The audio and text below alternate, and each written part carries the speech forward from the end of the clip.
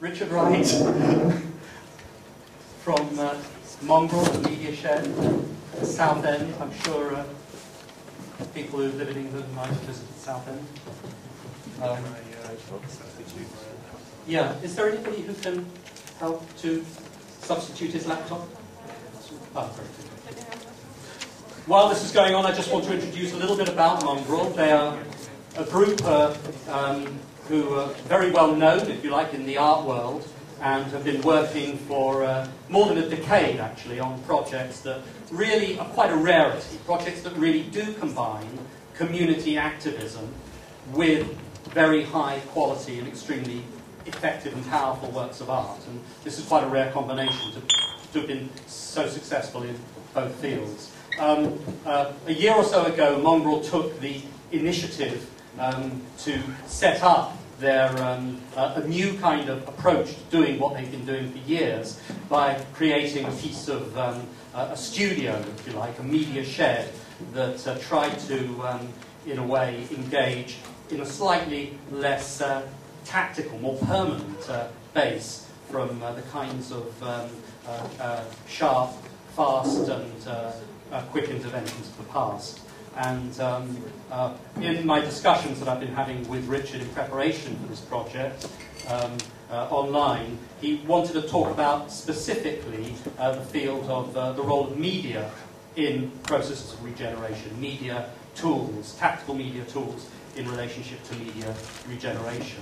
And I think it's particularly interesting in terms of what we've heard today, which are the large-scale planning people and architecture people trying in many different ways to come to terms with what people are doing on the ground, to encounter somebody who's actually working at the coalface on a daily basis with people from street culture of one of the poor districts in the UK. Richard, over to you. Thank you very much, David. Is there an audio cable for this? Okay, thank you. Yeah, thank you very much for that introduction, David. That's right. Mongrel is an artist collective which started about 1995, and as David said, we did a lot of work in new media. Perhaps that term is still current, I'm not quite sure. We're especially doing work about marginal groups, or with marginal groups, or for marginal groups, and often all three. And over the 1990s, the scale of Mongrel's ambitions in new media steadily increased. I don't know whether you can remember that far back, but in the mid-90s it was trying to do a lot of work in new media was still a fairly sort of shambolic process. Lots of time spent sort of trying to knit together different technologies, and the increasing professionalisation of the means by which creative media was practiced meant that by the end of the 90s, Mongrel tried to sort of develop its own media applications. The first one of these was something called Linker, but I will go straight to its successor, which was something called Nine. And Nine is really like a networked multimedia authoring system designed to replace the much more specifically designed applications like Macromedia Director,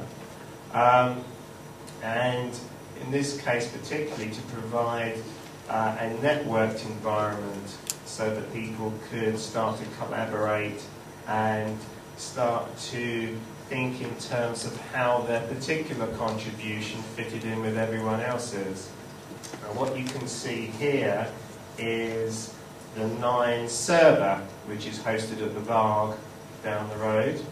Nine was developed, was written by Graham Harwood over about a year and a half at the Varg, and also in collaboration with an organisation called Imagine IC, which is, I believe, Holland's foremost cultural organisation for working with ethnic minorities.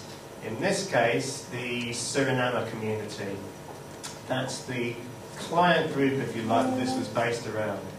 So what you have here is a whole mesh of different boxes where people can build what we refer to as maps. They're basically little sort of multimedia authored expressions or statements or stories or memories and so on. And it's all organised around the figure of 9. So if we click on one of these, this one in the corner, we'll see what one of these individual maps looks like. It's basically a 3x3 grid of multimedia content.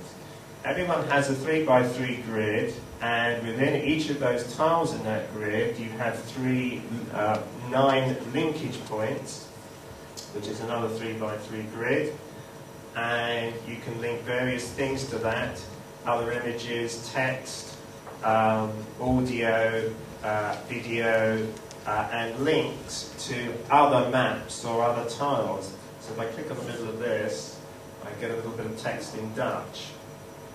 So this was, here we go, this was finished in about 2003. You can see, if I go back out again, that we can scroll across and see other people's maps.